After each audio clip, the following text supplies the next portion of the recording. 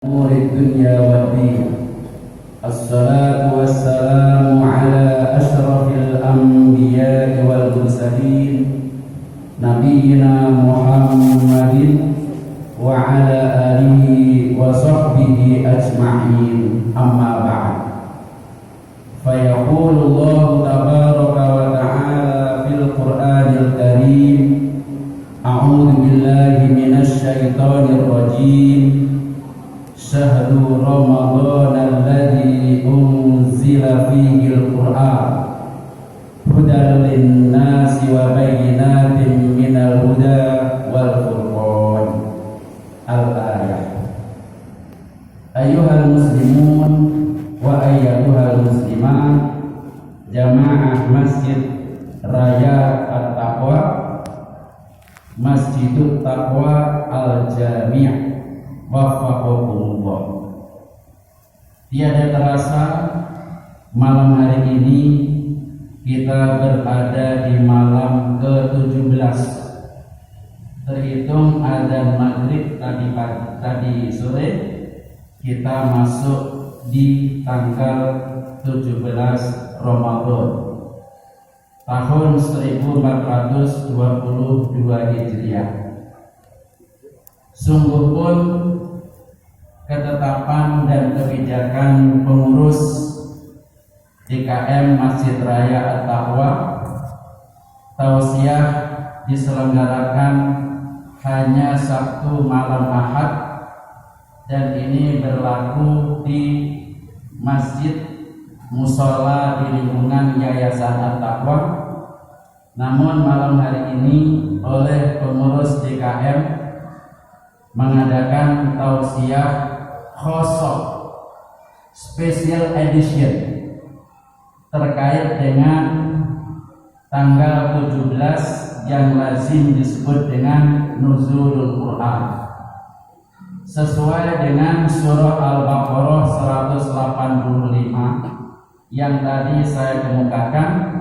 Syahrul Ramadan, bulan Ramadan itu, alladzi unzila fihil Quran, adalah bulan di mana di bulan itu diturunkan permulaan Al-Quran, yakni surah Al-Alaq 5 ayat. Iqra bismi rabbikal ladzi khalaqal insana min 'alaq.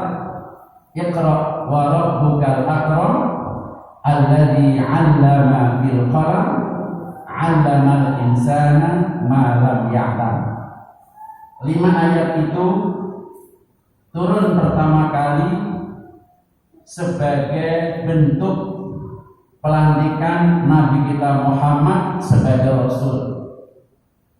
Pada saat Nabi Muhammad sedang melakukan isolasi mandiri, kalau istilah sekarang, tahanus, mencoba untuk melakukan semedi, kalau orang daerah sonoan.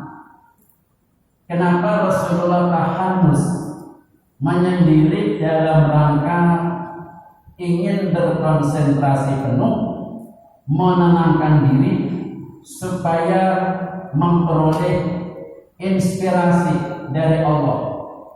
Maka beliau mengadakan isolasi mandiri beberapa hari, yang pada malam hari itu Rasulullah kedatangan malaikat Jibril. Datang-datang, tidak ada tanda-tanda apapun, dan tidak disangka-sangka ujug-ujug datanglah menemui Nabi di saat berada di sebuah goa. Bukan gua, kalau gua namanya lo. Goa Hira di Gunung Nur, ada di kawasan Makkah. Maka malaikat Jibril langsung memperkenalkan, Iqra ya Muhammad. Moco dong man kowe man. Lah, aku gak iso moco to kan? Ma'ana biqari. Aku gak iso moco kok disuruh moco. Piye to? Iqra. Wis kok macana. Ini bahasa Jerman. Macanan, bacalah. Ma'ana biqari, sorry gua gak bisa baca. Iqra. Sorry lah ya, aku gak bisa baca. 3 kali permintaan malaikat Jibril kepada Nabi Muhammad untuk Iqra, karena memang mau dipaksakan kayak apa, memang gak tahu. Maka Allah langsung menghadirkan kecerdasan akalnya Nabi Muhammad, langsung naik 180 derajat di atas rata-rata kebanyakan orang. Begitu malaikat Jibril membacakan Iqra bismi rabbikal ladzi khalaq, langsung Nabi Muhammad mendengar, merekam persis bacaannya malaikat Jibril.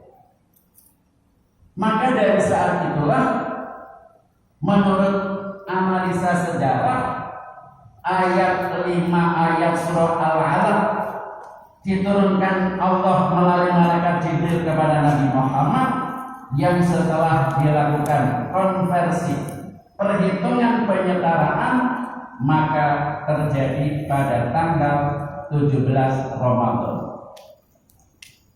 Berkenaan dengan ini, karena Al-Quran ini membawa peristiwa yang bersifat monumental sekaligus fenomenal, maka lazim dalam sejarah Islam 17 Ramadan diperingati sebagai Nuzulul Quran. Terkait dengan ini, dengan rasa hormat kepada Bapak Haji Imam Subekti, itu pakai takut salah, sesuai gak ketemu.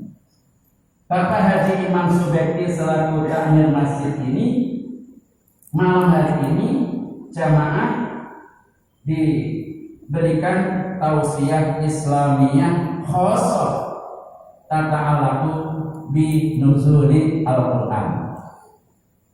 Terkait dengan ini, dengan rasa hormat, izinkan saya menyampaikan tausiah yang ntar dilihat kondisinya berapa jam. Tadi saya nanya kepada beliau, terserah Pak Anwar aja, karena saya sudah dapat legalitas Pak. Jadi nanti mudah-mudahan Bapak dan Ibu setia untuk menunggu ceramah saya. Mau 10 menit, 20 menit, 30 menit, saya sudah mendapat izin dari beliau. Apalagi saya sudah setahun nggak ketemu jamaah. Rasa-rasanya kok semangat saya hari ini semangat 45. Masjidnya bagus, kaget saya masuk loh. Kenapa kok jadi pindah begini di masjid? Karena terakhir saya ketemu bulan Februari 2020. Giliran Maret pekan kedua ditutup Covid, gak boleh ngaji. Sampai hari ini belum ngaji, baru malam hari ini ketemu. Jadi kalau nanti saya kok menikmati ceramah, mohon Bapak Ibu bersabar. Ya paling menjelang sahur lah, nggak apa-apa. Iya kan? Pak Imam aja sudah oke. Kalau nggak ada nggak oke, sungguh terlalu. Tema tausiah malam hari ini adalah Al-Quran, hidayah Allah yang kaya dengan rahmat dan sains. Al-Quran, hidayah Allah yang kaya dengan rahmat dan sains. Saya ingin menyampaikan ini yang sedikit, mudah-mudahan Bapak Ibu terinspirasi. Kenapa? Saya nggak nyangka tinggal di Pamulang 2 1987 di Pamulang 2 sampai sekarang. Pada waktu saya tinggal di Pamulang 2 ini, nggak ada bayangan sedikit pun kalau pada saatnya nanti kita akan dihadapkan kepada teknologi super canggih yang disebut dengan teknologi digital, high-tech. Antara lain, mulai orang dari kota sampai wong desa katruk sekarang pegangannya itu handphone. Handphonenya nggak kayak dulu lagi, sudah Android. Androidnya nggak kayak dulu lagi, sekarang sudah 4G, bahkan sudah lebih daripada itu. Sehingga kalau bapak ibu mengamati, handphone nggak pakai lagi pencet-pencetan. Sekarang sistem al-langsung, demek, bahasa Prancis, alias sistem touching, demek. Tulis Pak, di Google nggak ada itu demek. Semuanya pakai sentuh. Dulu saya kerja itu datang tanda tangan urut-urut, tanda tangan pulpen. Habis itu maju pakai kertas selembar tebal, masuk alat cepet, jeglek. Sekarang nggak musim.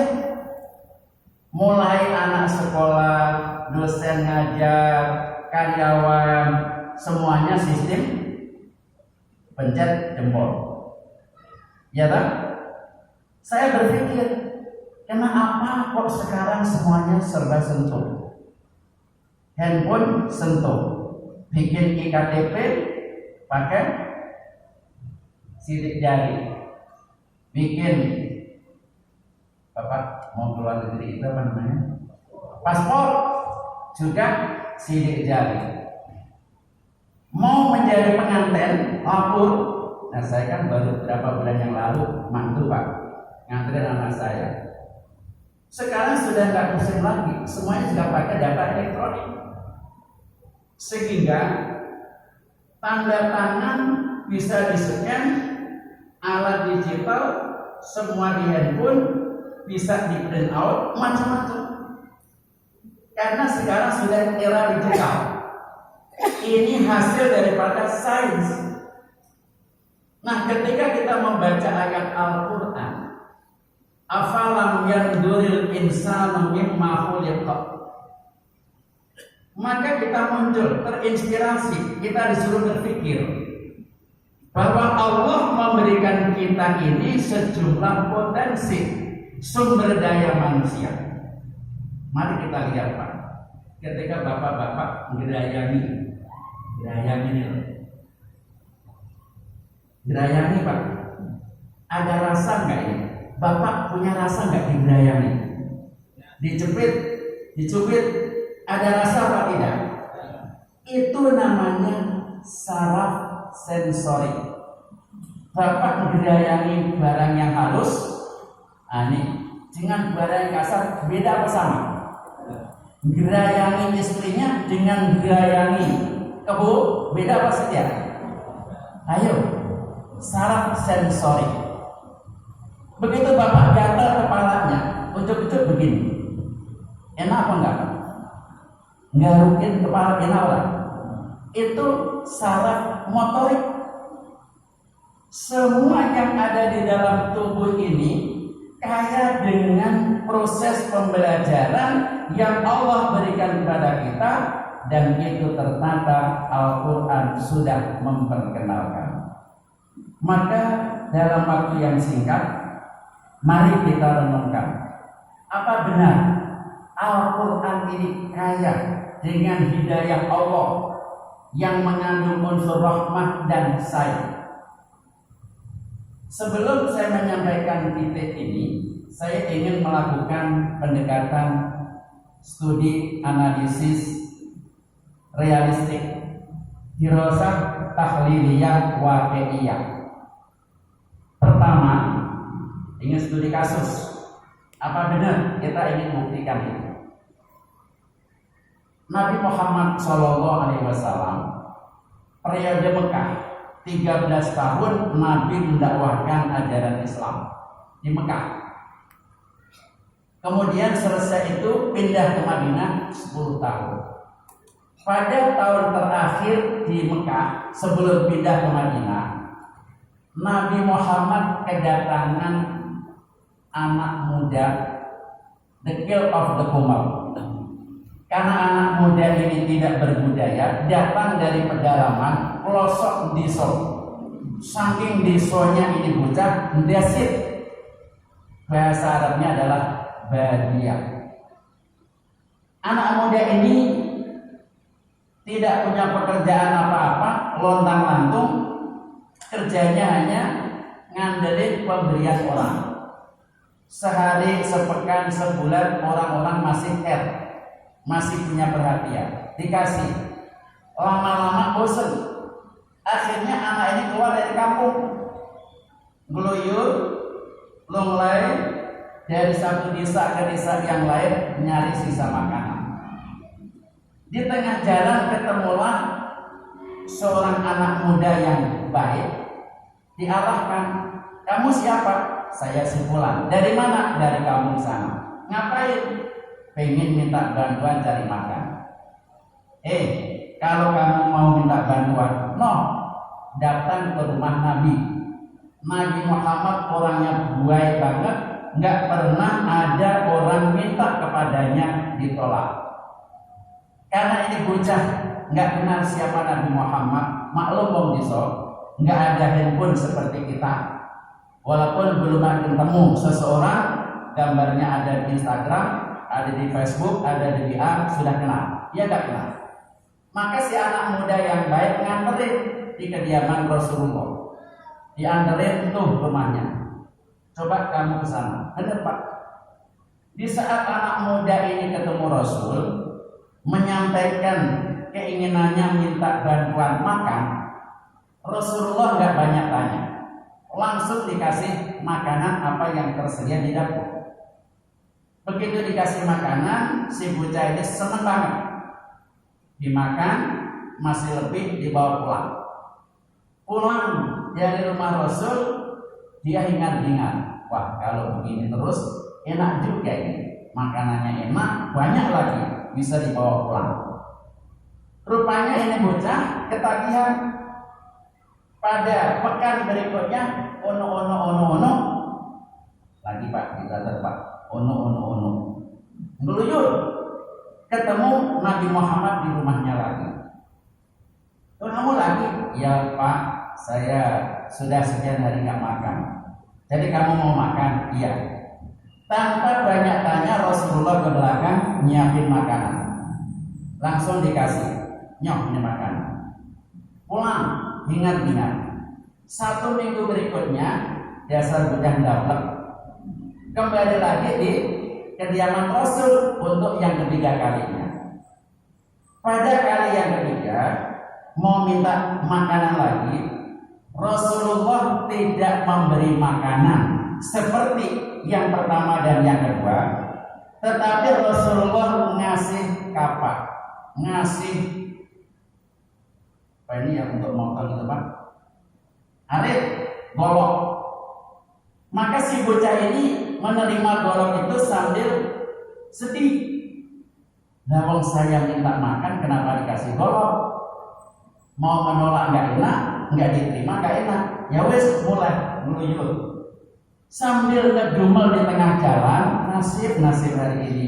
Kenapa nambah ngasih saya golok? Apa maksudnya ini? Begitu di tengah-tengah perjalanan, ketemu si aki-aki yang bawa golok, bawa pikulan, bawa tambang, maka dia langsung terinspirasi. Allah memberikan hidayah kepada si bocah ini untuk belajar dengan si aki-aki itu. Kalaulah boleh kita ambil dengan kalimat kita, tuh lihat si aki-aki. Aki-aki aja punya kapak, coba kamu belajar dengannya. Maka si bocah ini bingung. Saya punya golok, aki-aki bawa golok, sama pikulan sama tambang. Untuk apa itu? Maka si bocah ini langsung ngebuntutin, ngikutin dari belakang si aki-aki. Dari jalan yang satu, jalan yang lain, naik gunung, turun gunung, sampai jauh banget. Diperhatiin dari belakang, ternyata si aki-aki ini nyampe ke sebuah hutan, gunung yang banyak pohon kayu, ditebanglah itu kayu dengan golok. Setelah ditebang, dikumpulin ini kayu, diikat lalu dipikul. Maka si bocah muda mantul-mantul, oh jadi paham itu golok digunakan motongin kayu lalu dipikul. Terus mau kemana itu si aki-aki? Terus dibuntutin sampai ke pasar. Begitu sampai ke pasar, si anak muda merhatiin, rupanya kayu hasil motong dari gunung dijual. Terjadi transaksi jual beli. Begitu dijual, maka ada penerimaan uang. Si aki-aki menyerahkan barang, yaitu kayu bakar, dia menerima uang dari pemilik. Begitu dia sudah menerima uang, langsung jalan lagi ke suatu tempat di mana ada orang menjual makanan. Di berarti itu sini sebutnya, si aki-aki beli makanan sebagiannya dan sisanya membeli baju untuk anaknya. Si bocah ini mau belajar. Oh, ternyata seseorang bisa makan karena dia membeli makanan, karena punya uang. Uang ini dari hasil kerja, maka dia bisa makan. Bahkan dia bisa membeli baju untuk anaknya. Maka si bocah ini buntutin terus sampai ke rumah. Begitu sampai di rumah, dikumpulkan anak-anaknya, keluarganya, bareng membuka makanan yang dibeli, makan bareng-bareng. Setelah makanan selesai, si aki-aki ngeluarin baju untuk anaknya yang kecil.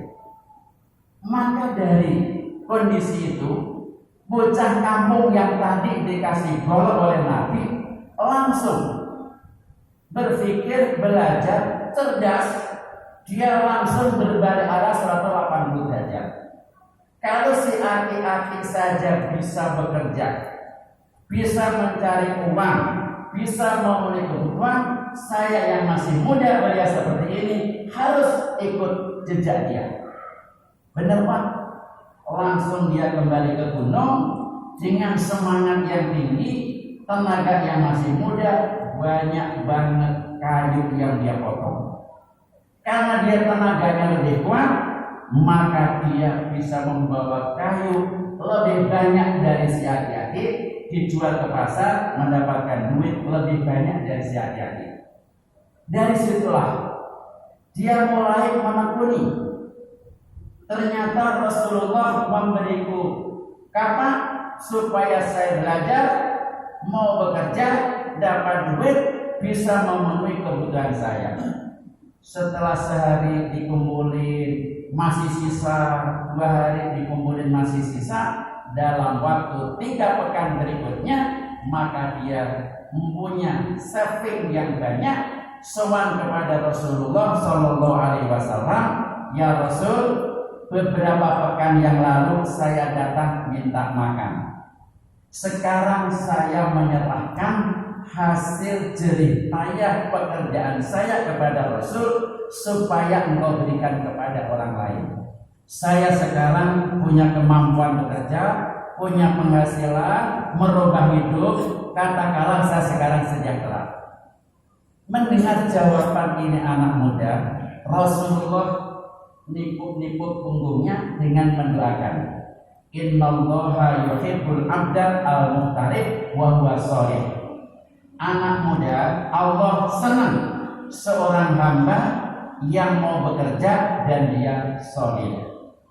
Dari situlah Rasulullah mendoakan, nah kalau kamu ingin sukses, ingin berkah, mulai saat ini bacalah Al-Quran. Mulai saat ini biasakanlah untuk selalu memberi. Biasakanlah untuk bersedekah seperti yang sudah kamu lakukan. Maka doa Rasulullah membuat dirinya semangat melakukan pekerjaan itu, menekuni pekerjaan itu hari demi hari, bulan demi bulan. Dia menjadi seorang yang kaya raya, yang semula dia sendiri nyari kayu bakar, dia menjadi bandarnya tukang-tukang kayu bakar. Apa kisah itu? Ternyata sederhana. Ketika seseorang memiliki keyakinan, kemudian mengikuti nasihat, menikmati apa yang dilakukan, maka keberkahan ini akan selalu mengiringi hidupnya. Sebab itu, inna hada basairul linnas. Al-Quran ini adalah pedoman hidup bagi manusia, wa hudan. Al-Quran sebagai petunjuk, wa rahmatun sebagai limpahan kasih sayang Allah. Hada basairul linnas wa hudan wa rahmatun liqaumin yuqinun, bagi kaum yang meyakini. Ini sudah terpuji dengan kasus yang saya angkat tadi, satu dari sekian banyak, bahwa Al-Quran kaya dengan petunjuk, Al-Quran kaya dengan kasih sayang, dan Al-Quran kaya dengan sayang. Sebagai penutup, Bapak Ibu, apakah benar Al-Quran ini kaya dengan sayang? Ketika Allah menurunkan ayat sabul insanu alla najma'a izoma, apakah manusia mengira kalau aku Allah ini tidak akan mampu mengembalikan tulang belulang yang sudah rapuh? Karena ketika ayat itu turun, di mana Allah nanti akan menghidupkan kembali yaumul ba'si, umat Nabi Ibrahim, Nabi Adam sampai Nabi Muhammad akan hidup kembali. Orang-orang kafir nggak ada satupun yang percaya. Mana mungkin orang sudah ribuan tahun mati, tulang belulangnya sudah hancur, kok bisa hidup? Maka Allah tegaskan, alam ayahsabul insanu alla najma'idoma. Maka Allah meyakinkan, bala qadirina ala an nusawiyah banana. Ketahuilah, yakinilah, Allah mampu untuk mengembalikan jari jemarinya sempurna seperti sedia kala. Tulang belulang akan kembali, hidup kembali, dan jari jemari manusia ini akan utuh, persis seperti ketika di dunia. Wajahnya mungkin berubah, perutnya, kakinya mungkin berubah, tapi jari jemari ini tidak berubah sama sekali. Ala an nusawiyah banana, aku mampu untuk mengembalikan jari jemarinya sempurna seperti sedia kala. Artinya, jari jemari manusia dari Nabi Adam sampai hari kiamat tidak akan berubah. Pada waktu itu enggak diyakini, tetapi terbukti. Silakan baca Sains Sejarah Islam tahun 1901, ketika terjadi mayat karena terjadi tabrakan, tidak diketahui ini siapa. Allah ingin menunjukkan, yang satu namanya William West, dia dari kulit putih. Yang satu lagi dari kulit hitam, namanya Will West. Dua jenazah ini menjadi persoalan. Pada waktu itu yang berkembang adalah teori Bertillon, yaitu teori yang dikemukakan oleh Bertillon untuk mengenali manusia ini. Dilihat wajahnya ini, ukurannya seperti apa, tangan kanan berapa, tangan kiri berapa, kaki, tangan sama wajah. Ternyata menurut teori Bertillon, dua orang ini sama, dari kulit putih maupun kulit hitam ini sama persis. Maka para penyelidik jenazah waktu itu bingung, mana mungkin kok sama. Maka terinspirasi dengan jari jemari. Salah seorang mencoba mengemukakan dengan pendekatan sains, Allah akan mengembalikan jari jemarinya sempurna seperti sedia kala. Maka jari-jari coba ditempel dengan tinta. Zaman dulu kan begitu Pak, sekarang aja pakai laser. pakai sinar. Zaman di rumah belepotan. Saya tahun 1980 bikin SIM cek di Polda. 10 jari kena mangsi semua, kena tinta, belepotan. Zaman dulu Pak, nggak tahu bapak-bapak bikin SIM-nya pakai apa ya. Sekarang nggak lagi, cukup pakai sinar, nggak kotor, nggak apa. Maka dengan pendekatan pengenalan sidik jari baru beda 180 derajat. William West jari-jarinya begitu, Will West begitu. Serat-serat yang ada di jari-jari nggak ada yang sama. Dari situlah akhirnya terjadi kesepakatan tentang apa? Kepolisian negara di seluruh dunia terhitung 1901 sepakat untuk mengenali seseorang yang akurat, mengenai itu dengan cara sidik jari. Maka resmilah sidik jari manusia menjadi tanda yang akurat, membenarkan firman Allah, ayat sabul insanu alla najma'a idhama bala qadirina ala anusawiya banana. Ini terbukti. Yang kedua, awalam yarul ladina kafaru, apakah orang kafir tidak percaya anas samawati wal ardo, bahwa langit dan bumi itu karena tarokon dulunya adalah sesuatu yang padu menyatu. Fafataknahuma, lalu aku belah menjadi 2 bagian, separuh planet atas dengan segala macam, yang kedua planet bawah. Ternyata Big Bang menemukan sebuah teori yang teruji pada tataran dunia. Dia menemukan data dunia ini mula-mula padu. Karena ada ledakan yang dahsyat, maka terbelah menjadi 2, ada atas, ada bawah. Setelah dianalisis oleh ahli tafsir modern mengemukakan ketika menerjemahkan innama amru idza arada syai'an ayyaqula lahu kun fayakun, ketika Allah berkehendak tinggal bilang kun, jadilah, fayakun, maka terjadi. Ternyata kunnya Allah ini ada 19 bentuk. Satu dari 19 ini mengacu daripada huruf basmalah, ada 19, adalah ledakan yang amat sangat dahsyat. Karena Allah kun, langit bumi menyatu, bilang kun dengan meluncurkan ledakan yang dahsyat, menyebabkan